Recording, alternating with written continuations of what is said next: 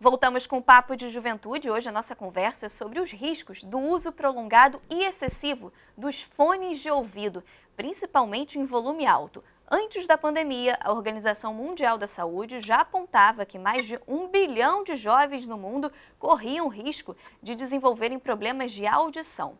Agora, com home office, aulas e reuniões online, esse número pode aumentar. Bom, no bloco anterior a gente falou um pouquinho aí dos tipos, né, de fone de ouvido, dos impactos que estão causando, na verdade, aí muitas pessoas com essa nossa nova realidade de home office, no mundo totalmente digital, né, mais ainda digital. Mas uma questão que também está impactando na nossa comunicação é o uso de máscara, que a gente sabe aí da importância do contato visual, né, de uma leitura labial que facilita a nossa comunicação. Doutor Felipe, como que isso está impactando aí, então, o uso dessa máscara na comunicação das pessoas? É realmente mais difícil de escutar? Bastante, Priscila. Tem diversos tipos de máscara hoje no mercado e virou quase que parte do vestuário normal nosso.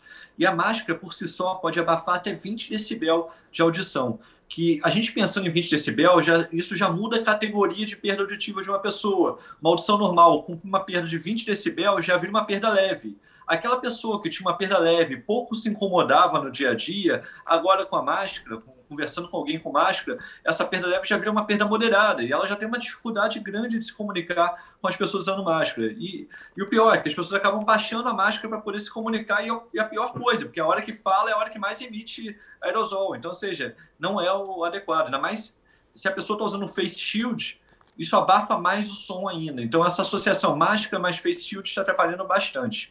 Uma outra situação são as pessoas que já têm perda auditiva e necessitam o uso da visão para ajudar na comunicação, ou seja, fazendo uma leitura labial, vendo a expressão da pessoa, para conseguir entender a mensagem que está sendo passada. Então, essas pessoas estão com muita dificuldade. E aí, cada vez mais, a gente orienta o uso de máscaras com visores, para as pessoas que convivem com essas pessoas com perda auditiva, porque sempre facilita ver o movimento da boca, ver ajuda na leitura labial, essas máscaras com visores.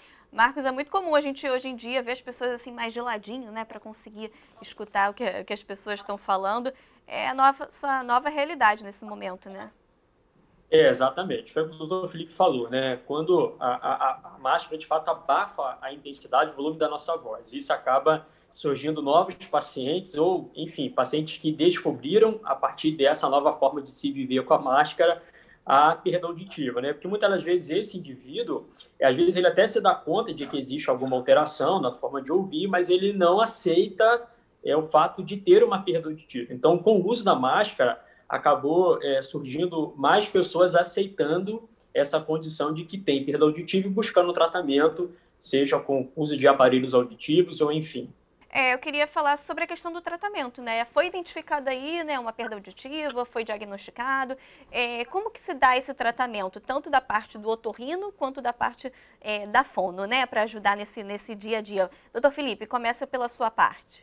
Bom, na verdade é um tratamento conjunto, né? O otorrino com fono vão trabalhar juntos nessa parte de reabilitação do paciente, ou seja, voltar àquela audição que ele queria, que ele tinha perfeita.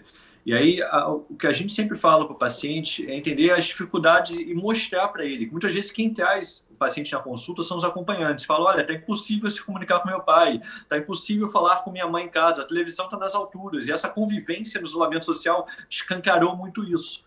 Os familiares falam, nossa, meu pai está lá em casa e eu não consigo escutar a televisão dele no máximo volume. E até então ninguém percebia isso, ninguém comentava isso. E isso tem cada vez mais acontecido chegando no consultório. Então a gente primeiro mostra ao paciente qual a dificuldade dele e que existe hoje recurso tecnológico para ele melhorar essa dificuldade. Então, ou seja, indica o aparelho auditivo para ele. O aparelho auditivo consegue, muitas vezes, corrigir essa perda auditiva que ele tem, assim como o óculos corrige uma perda visual, o aparelho vem com uma correção para a perda auditiva desse paciente, tornando a audição dele bem próxima ao normal. Diminui o cansaço dele ao longo do dia, seja, aquela pessoa que escuta mal tem que fazer esforço o dia inteiro para escutar. No final do dia, você está com dor de cabeça, cansado fisicamente, estresse mental, raciocinando mal. Então, tudo isso são desgastes causados pelo esforço que a gente tem de escutar, para quem tem uma perda e não está usando o aparelho para corrigir essa perda. Então, a gente orienta isso tudo ao paciente, valoriza o uso do aparelho e o uso precoce, não é esperar chegar aquela perda severa, profunda, para botar o aparelho. Uma perda leve, moderada, já merece um aparelho já. É muito mais fácil a adaptação e a introdução do aparelho nesse momento. Perfeito. E assim que o médico otorrino recebe esse paciente, faz todos os exames e aí encaminha para a gente para poder fazer o tratamento, a gente segue com uma anamnese. Baseado nessa anamnese, a gente faz a indicação do aparelho auditivo, que aí pode ser o modelo retroauricular, que é o que fica atrás da orelha, ou os modelos intraauriculares. Isso vai depender da perda auditiva, enfim, do dia a dia desse indivíduo, né? E aí, baseado nisso tudo, a gente faz a indicação. Hoje, o aparelho auditivo está cada vez mais moderno, cada vez menor, né? E com uma alta tecnologia, como o doutor Felipe falou, ele ajuda muito, auxilia muito para que o paciente possa ouvir sem esforço. E quando o paciente ouve sem o aparelho, ele acaba, né, com muito mais esforço, e isso pode gerar um dano pior na audição dele.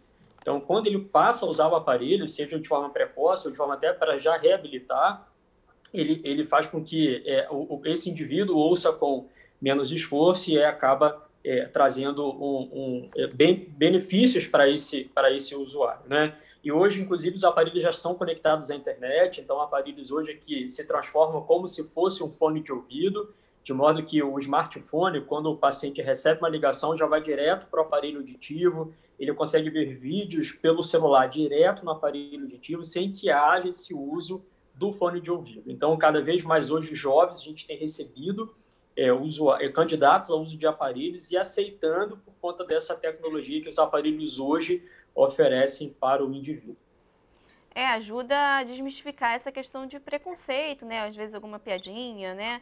Que antigamente existia muito, até porque é muito associado a aparelhos auditivos, é muito associado ao uso de pessoas mais idosas, né? E como a gente está vendo, cada vez mais cedo, jovens e adultos estão precisando recorrer a essa questão. Eu sempre falo que na rua, se a gente parar para observar a orelha das pessoas, a gente já vê quantas pessoas têm aparelho auditivo, porque a gente não fica olhando para a orelha das pessoas, né? Então, e como ele está cada vez menor, então a gente nem se dá conta de que, às vezes, do nosso lado, em restaurante, enfim, tem uma pessoa usuária de aparelho auditivo.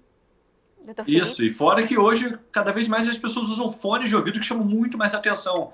Você vê esses fones sem fio, chamam muito mais atenção que o aparelho. Então, o estigma de usar um aparelho tem cada vez mais caído muito por conta dos acessórios que as pessoas vão usando no dia a dia, que chamam muito mais atenção que o aparelho auditivo.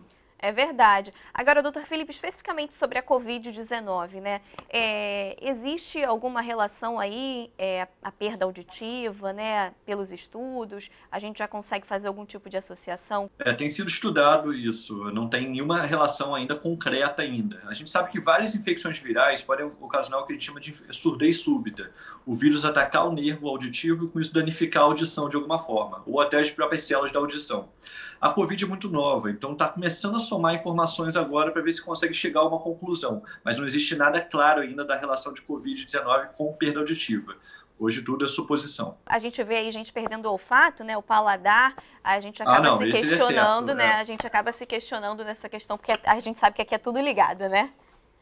Verdade, não. O olfato e o olfato, no caso o paladar, tem sim, isso já é concreto, já existem células de sustentação aqui das células do olfato, nariz, que tem receptores que vão, onde o Covid-19 vai se aderir e leva um edema, né, um inchaço dessas células e com isso atrapalha a chegada do olfato ali. Então isso é bem concreto já, está bem sabido, mas da audição ainda só hipótese. Só. Agora, Marcos, é importante a gente fazer um alerta também sobre compartilhar fones de ouvido, né? Isso não deve ser feito, né? Principalmente em relação a infecções. Não, isso realmente é super importante que não se faça, né? Porque quando você compartilha, principalmente na atual situação, quando você compartilha objetos pessoais, você está compartilhando muitas vezes vírus e até o vírus do Covid-19. Então, é importante realmente você ter esse cuidado, a gente ter esse cuidado de não compartilhar objetos pessoais, principalmente até o fone de ouvido mesmo, né? Por conta aí das secreções, enfim, de contaminação que pode ocorrer por conta dessa troca de acessórios. É possível, doutor Felipe, você pegar uma otite, algum tipo de infecção, bactéria, só compartilhando? Sim, sim. A gente tem a pele do canal auditivo é muito sensível, como eu já falei, e ela produz secreções próprias ali da região. A cera mesmo é uma das secreções produzidas ali pelaquela região, e cada um tem a sua produção. Então, ou seja, a hora que você está compartilhando, você tem todo fungos e bactérias que habitam ali tua orelha, que já estão acostumados com a tua orelha. A hora que esses fungos e bactérias vão para a orelha de uma outra pessoa que não tem contato com isso, ali eles podem se proliferar e gerar uma infecção. Então, ou seja, é algo de uso pessoal que deve ser higienizado se for usado por outra pessoa. Então, eu sempre lembrar de higienizar esse tipo de produto quando for compartilhado com alguém. E para a gente terminar e encaminhar para o final do nosso programa, em relação ao uso do protetor auricular, a gente vê aí o uso, né, em muitas indústrias, né? Como usá-lo, doutor Felipe? Como recomendar o uso desse protetor auricular? É realmente somente em lugares com muito barulho? O senhor aconselha no dia a dia? Enfim, qual a recomendação? São esses, especificamente você falou para indústrias, para fábricas, são os EPIs, né, equipamento de proteção individual. E que as pessoas têm que usar, porque nesse tipo de ambiente realmente já está exposta a intensidades sonoras muito intensas por períodos prolongados. E existem diferentes tipos de protetores auriculares, que vão de acordo com a intensidade que ele está sendo exposto. Existem uns que vão atenuar em até 60 decibel, outros que vão atenuar em 40 decibel, outros que a gente pode usar até no dia a dia nosso. Vai numa festa, a pessoa já tem uma perda auditiva, e vai numa festa, vai no show, quer usar um atenuador para evitar lesão àquela audição. Existem uns vendidos até em lojas normais que ajudam a atenuar esse ruído do ambiente.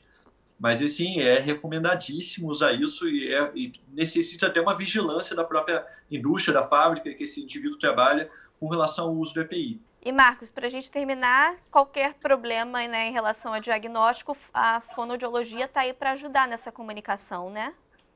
Sim, com certeza. Se a gente perceber que, de fato, a pessoa está com uma dificuldade de comunicação por conta aí da audição, juntamente com o médico otorrino, a gente faz o tratamento para que esse indivíduo tenha uma qualidade de vida cada vez melhor. Tá ótimo. Muito obrigada, gente, pelas recomendações, alertas e esclarecimentos de vocês, que a gente passe por esse momento da melhor forma possível, tá? Muito obrigada pela participação de vocês. Agradeço. Obrigado, Priscila. Obrigado, Marcos. Obrigado, doutor Felipe, e até a próxima. E muito obrigada a você também que acompanhou o nosso programa de hoje. Continue ligado na programação da TV Alerj pelo nosso site e também nas nossas redes sociais. Até semana que vem. TV Alerj, o canal do povo.